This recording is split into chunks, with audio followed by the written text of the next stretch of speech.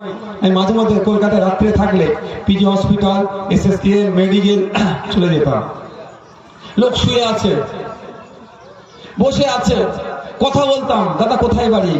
আমি একটু মিথ্যে কথা ওই সময় বলতাম, আপনার কোথায় বাড়ি? আমার পরিচয় দিতাম না, এড়িয়ে যেতাম। কি ব্যাপার? আমিও বলতাম দেখি প্রেসক্রিপশন করতে, কালকে আমার রুগী আছে, দেখাবো।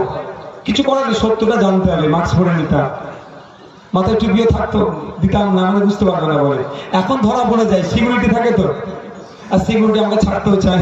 গুলোতে পিজি হসপিটালের মতো, ক্যালকাটা মেডিকেলের মতো, চিত্তরঞ্জনের মতো বড় বড় হসপিটাল ওই সমস্ত জেলায় দেওয়া হোক। ওখানকার রোগীদেরকে কলকাতায় আসতে হবে না, ওখান থেকে ট্রিটমেন্ট করবে, এই দাবি করেছি। আমরা যদি আমাদের মধ্যে থেকে ভোট দিয়ে আগামী দিনে, আগামী 26শে এপ্রিল যদি আপনারা খাম চিহ্নে ভোট দিয়ে পার্লামেন্টে আমাদের জনপ্রতিনিধিকে, অর্থাৎ আমাদের প্রার্থীকে জনগণের জনপ্রতিনিধি করে পার্লামেন্টে পাঠান, তারা গিয়ে যখন আওয়াজ তুলবেন, আমাদের অধ্যাপক মোজাম্মেল হক সাহেব পার্লামেন্টে গিয়েছি, সরকারি আসুক না কেন, তার চোখে চোখ রেখে এই বালুরঘাটবাসীর জন্য এমস টাইপ যাতে হসপিটাল পায় তার জন্য আওয়াজ তুলবে। উন্নত মানের স্বাস্থ্য কেন্দ্র যাতে হয় তার জন্য আওয়াজ তুলবে। সুকান্ত বাবুরা অনেক কথা বলে, সবকা সাথ সবকা বিশ্বাস, অনেক ডায়লগ দেয় শুনেছি। আজকে তো এখানে আবার শুনলাম আপনাদের ইটাহারে আমাদের পশ্চিমবাংলা বিধানসভার leader of opposition Suvendu Adhikari মহাশয় আসছেন, উনিও এখন ঘন ঘন দেখছি সবকা সাথ সবকা বিকাশের কথা বলছে। কিন্তু দুঃখের বিষয় আমরা দেখছি সবকা সাথ সবকা বিশ্বাস শুধুমাত্র এটা নাটক ছাড়া আর কিছু নয়। কারো বিকাশ হচ্ছে না, সাথ দিচ্ছ শুধুমাত্র আদানি আম্বানিদের মতো কর্পোরেটদের, আর তাদের বিকাশ করছে আমাদের এলাকার দলিত আদিবাসী পিছিয়ে সহ যারা আমরা আছি, আমরা ক্রমশ তলনিতে চলে যাচ্ছি। ডায়লগ বাজিতে 1 নম্বরে আছে। আসলে বলতে ট্যাক্স লাগে না তো, যদি বলতে ট্যাক্স লাগতো, মানে আমরা কি বিভিন্ন জিনিসে ট্যাক্স দিই, ওই কথা বলছি, যদি ট্যাক্স লাগতো, সব থেকে বেশি ফাইন কার নামে হতো জানেন?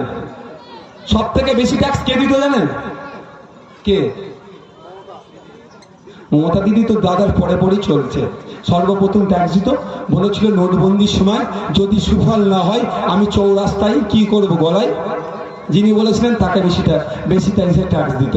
যদি ধরা হতো, ট্যাক্স নেওয়ার ব্যবস্থা থাকতো, তাহলে ওই ব্যক্তিটা কি বলা হতো, যিনি বলেছিলেন বিদেশ থেকে কালো টাকা ফিরিয়ে নিয়ে এসে অ্যাকাউন্টে 15 লক্ষ করে টাকা দেবো, যিনি বলেছিলেন বেকারত্ব ঘুচিয়ে দেবো, যিনি বলেছিলেন বছরে 2 কোটি চাকরি দেবো, তাই নিয়ে সব থেকে বেশি ট্যাক্স দিতেন। তারপরেই কে দিত?